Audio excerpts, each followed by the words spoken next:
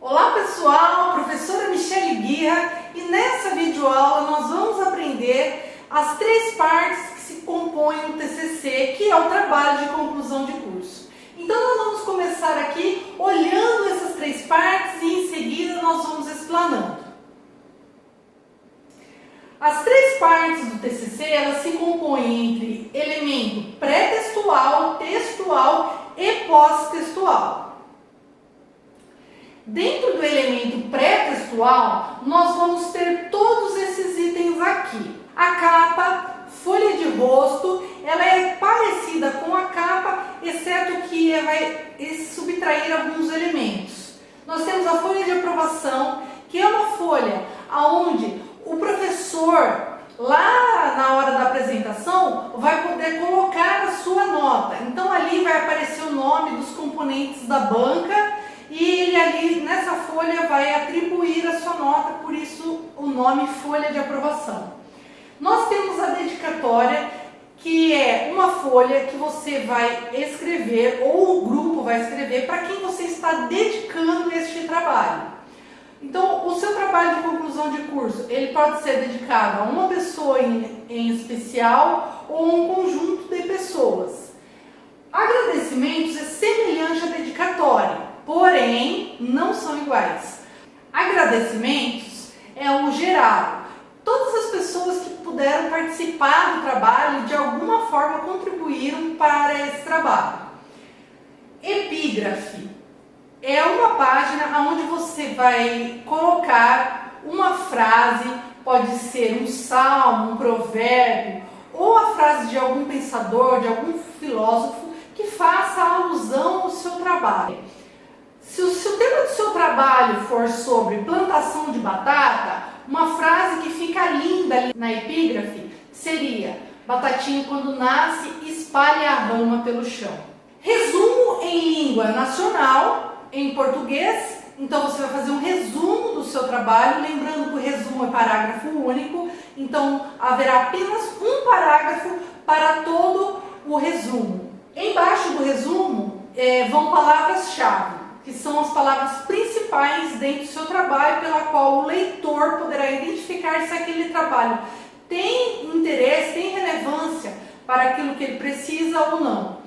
E aí você vai pegar esse mesmo resumo e traduzir para uma outra língua, que normalmente nós traduzimos para a língua inglesa.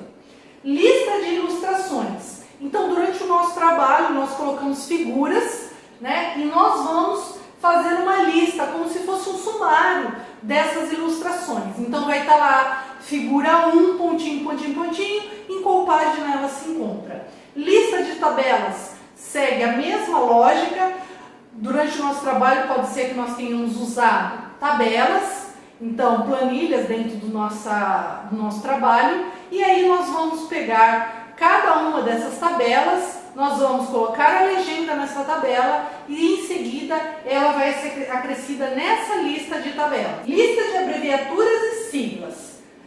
Em nosso trabalho nós podemos estar usando algum tipo de abreviatura e é interessante que nós façamos uma lista de qual é o significado dessas siglas. Digamos que nós estamos fazendo um trabalho sobre segurança do trabalho e aí nós usamos o termo EPI. Lá dentro da lista de abreviaturas e siglas, nós vamos colocar a sigla EPI e entre parênteses nós vamos descrever equipamento de proteção individual. Lembrando que essa lista ela vai estar em ordem alfabética. Lista de símbolos. Vai seguir a mesma ideia da lista de ilustrações e da lista de tabelas. Se você usou símbolos no seu trabalho, você vai colocar a descrição desses símbolos aí. Sumário. Sumário seria o nosso índice do nosso trabalho, onde estará contido cada título, cada subtítulo e em qual página que ele se encontra. Vamos dar sequência agora à parte textual. Na parte textual do nosso trabalho, nós contamos com três elementos: introdução, desenvolvimento, considerações finais ou conclusão. Esses elementos textuais, ele seria a parte principal do nosso trabalho, então seria o meio do nosso trabalho. trabalho. Introdução, você vai introduzir a pessoa ao assunto. As mulheres são excelentes em fazer introdução. Quando elas vão contar uma história, elas normalmente começam lá dos mínimos detalhes até ela chegar de fato para contar o assunto. Então isso é introdução ao tema principal. E é exatamente isso que você vai fazer. Voltando ao exemplo lá da batatinha, se você for falar sobre plantação de batata na cidade X, como você vai fazer? Você primeiro vai falar da cidade, você vai explicar sobre a batata e depois você vai entrar no tema principal para falar sobre a plantação de batata na cidade X.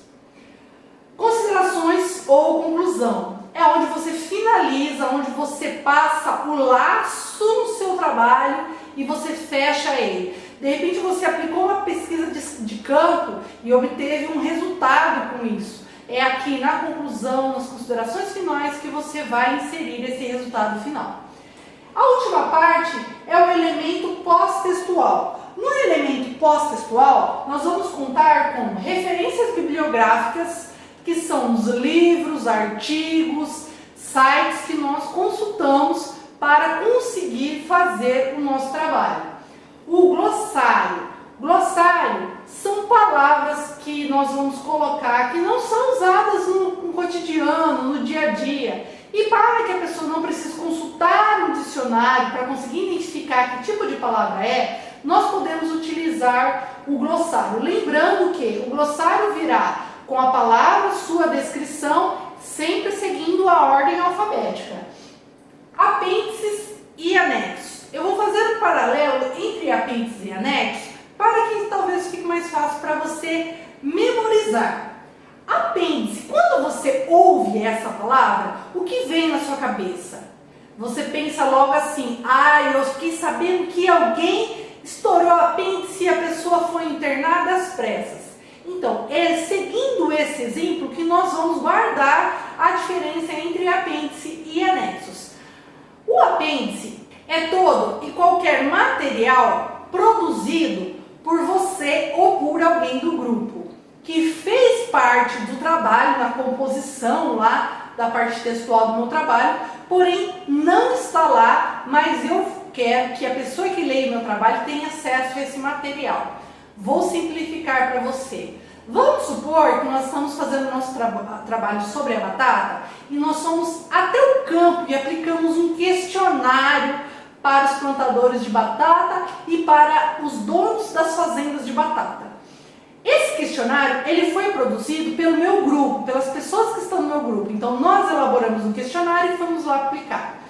Lá na parte textual do meu trabalho, contém o resultado dessa pesquisa, então as porcentagens, todo o resultado. Mas lá não contém as perguntas do meu questionário e eu gostaria que as pessoas tivessem acesso. É exatamente nesse elemento apêndice que eu vou anexar, eu vou colocar esse questionário. Um outro exemplo, o meu grupo de trabalho produziu uma planta baixa, desenhou uma planta para fazer algumas mudanças para que eu pudesse aumentar a produção. O resultado está lá, quanto foi que produziu, quanto foi que rendeu. Porém, talvez o desenho não esteja lá. Então é aqui em apêndice que eu vou colocar. Lembrando que cada um desses documentos, eles vão ser identificados por letras. Então apêndice A, apêndice B, apêndice C e assim sucessivamente. E anexo é tudo aquilo que fez parte do meu trabalho, porém não foi produzido pelo meu grupo. Por exemplo, eu peguei a planta da cidade para saber aonde tem a parte de vegetação da cidade. Eu adquiri essa planta lá na prefeitura da cidade X. Eu gostaria que essa planta fizesse parte do trabalho, que as pessoas pudessem consultar essa planta. Então, essa planta ela vai em anexos, porque não foi ninguém do meu grupo e nem eu que fizemos. Nós vamos observar agora que existem elementos que, depende da instituição, eles serão obrigatórios ou serão opcionais. Então, aqui neste meu modelo, eu tenho alguns itens obrigatórios obrigatórios, eles estão marcados com X, e alguns itens opcionais. Então aqui vale para você seguir que existem itens que eles são obrigatórios por regra da BNT e existem itens que depende da instituição, ela vai tornar isso opcional para os alunos na sua composição de trabalho. Então é importante sempre você procurar o manual de normas do TCC da instituição para que você esteja consultando cada um desses elementos, o que é obrigatório e o que é opcional. Um outro paralelo que nós vamos fazer agora é com esse lindo lanche que tem aqui. Então, o que esse lanche tem a ver com a parte do nosso trabalho? Então, o que você vai lembrar? Você vai lembrar que o nosso trabalho ele está dividido em 3 partes: pré-textual, textual e pós-textual.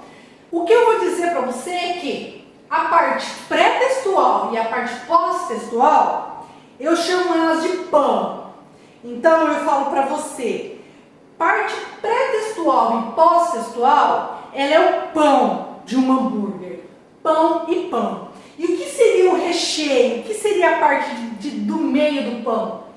A parte textual, que seria a carne de hambúrguer e todos os seus complementos, todos os seus temperos que vão ali.